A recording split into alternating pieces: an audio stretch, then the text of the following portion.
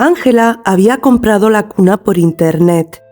Esta era una cuna de hierro forjado y en ella no había ni una sola soldadura, sino que todas las uniones del hierro eran remaches, lo cual indicaba que la cuna debía ser bastante antigua.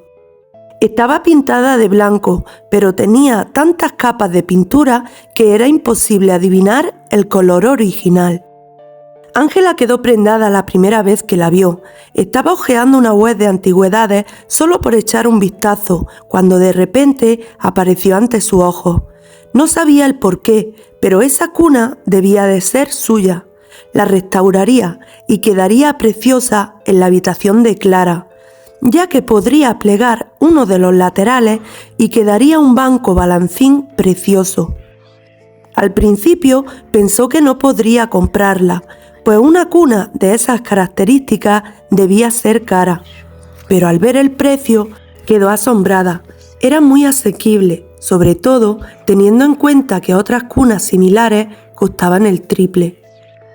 Tras intercambiar algunos correos electrónicos con la dueña, ésta la compró.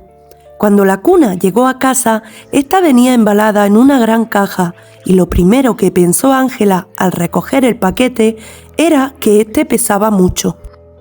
La desenvolvió y al verla quedó prendada. Estaba muy sucia, cubierta de polvo, y la suciedad incrustada en la pintura reflejaba que llevaba años sin limpiarse. Ángela no entendía cómo la propietaria la había mandado en tal estado, pero sin darle mayor importancia a la suciedad de la cuna, se dispuso a desplegarla con la ayuda de Carlos. Cogió un cubo de agua caliente y jabón y con mucha paciencia la limpió lo mejor que pudo.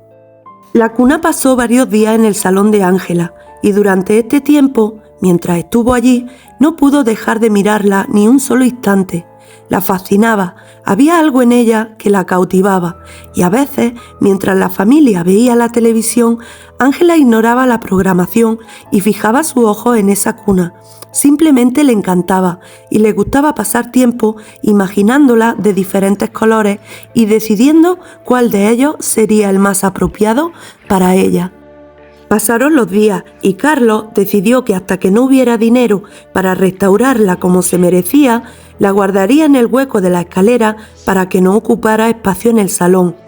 Carlos también se había fijado en que Aarón se quedaba embobado mirándola y que a veces señalaba hacia ella y se ponía a llorar como si en ella hubiera algo que nadie más podía ver.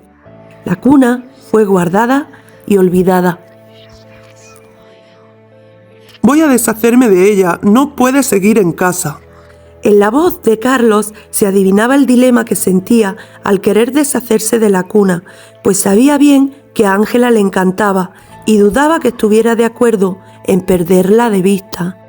Los problemas hay que afrontarlos. La mirada de Ángela parecía perdida. Quiero saber qué pasa y por qué. ¿No te da miedo? ¿Acaso no es mejor tirar esa dichosa cuna y olvidarlo todo? Carlos no entendía cómo su mujer quería seguir teniendo ese maldito objeto bajo el mismo techo que su hijo.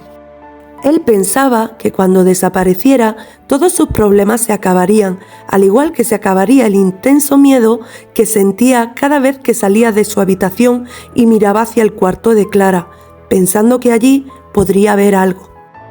Sí, me da miedo, mucho miedo, pero no pienso deshacerme de la cuna.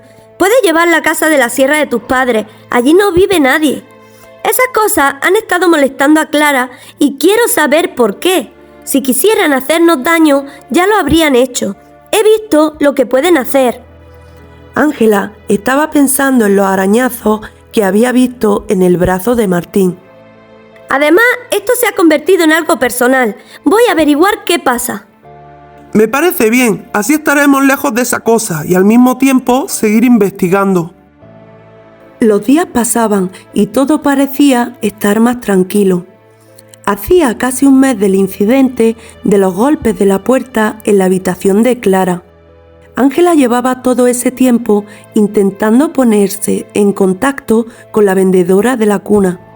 Desconocía si era la dueña original o si ésta habría tenido otros propietarios.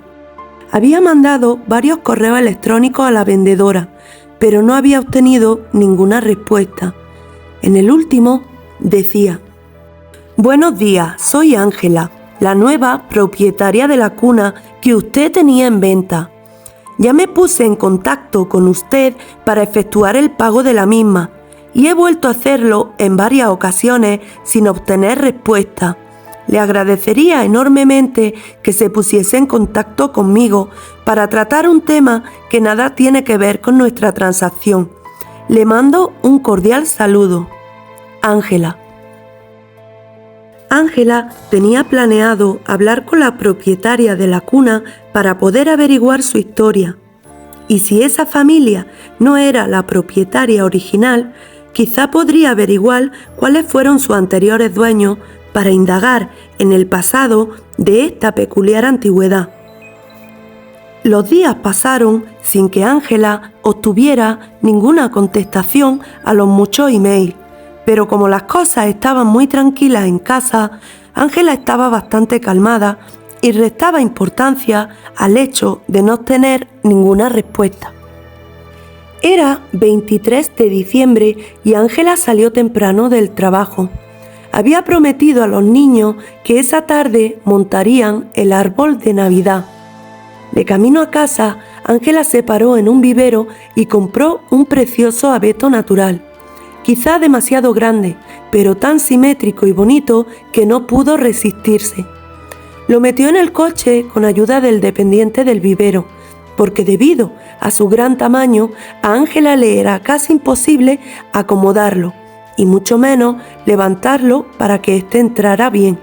Clara se pondría muy contenta, sobre todo teniendo en cuenta que el año anterior no había podido montar el árbol porque en esa fecha Aarón, que contaba con algo más de un año, empezaba a dar sus primeros pasos, y todos en la casa tenían miedo de que el pequeño pudiese echarse el pesado abeto encima y hacerse daño.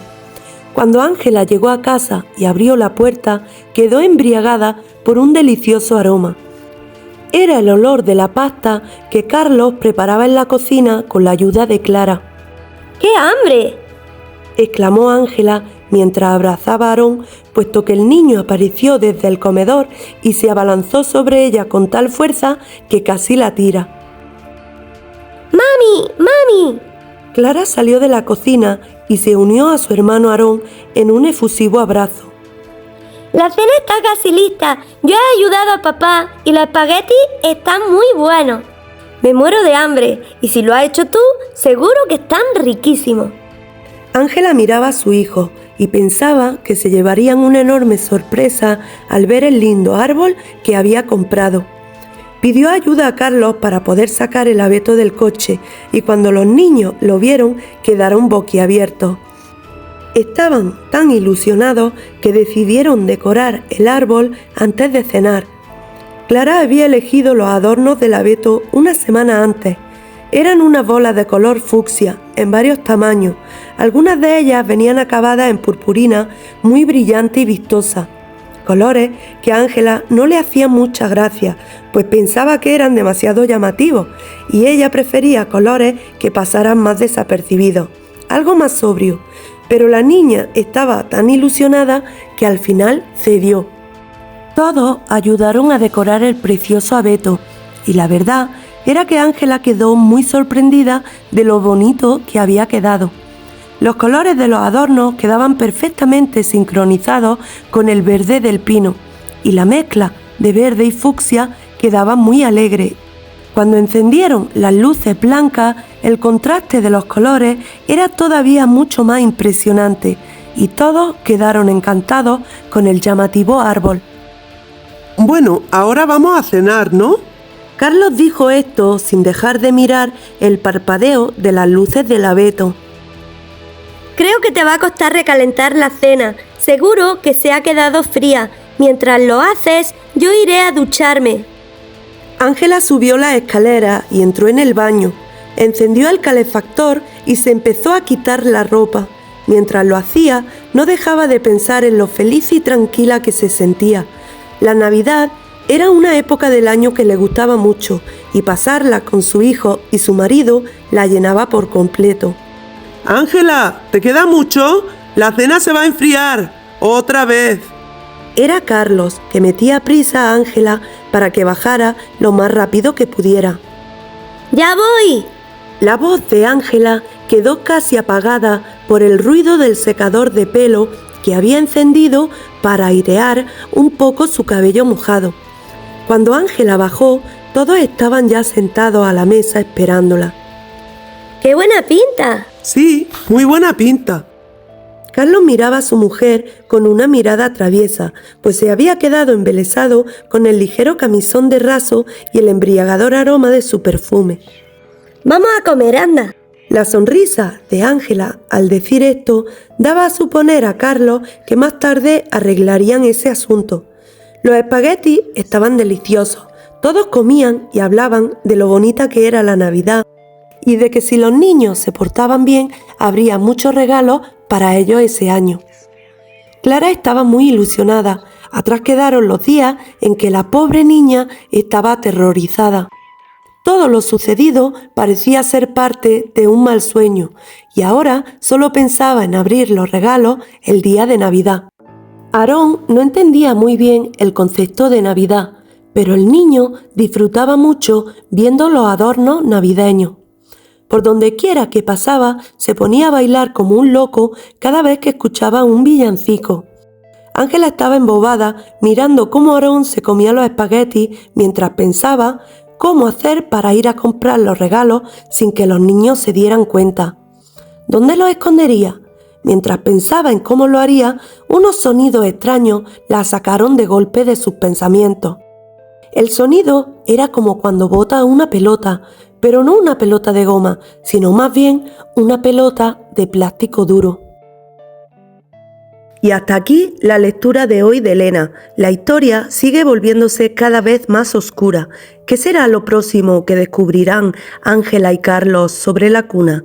Si te ha gustado este capítulo, no olvides dejar tus pulgares al cielo, suscribirte y activar la campanita para no perderte el siguiente. Esto fue La Teoría Fantasma.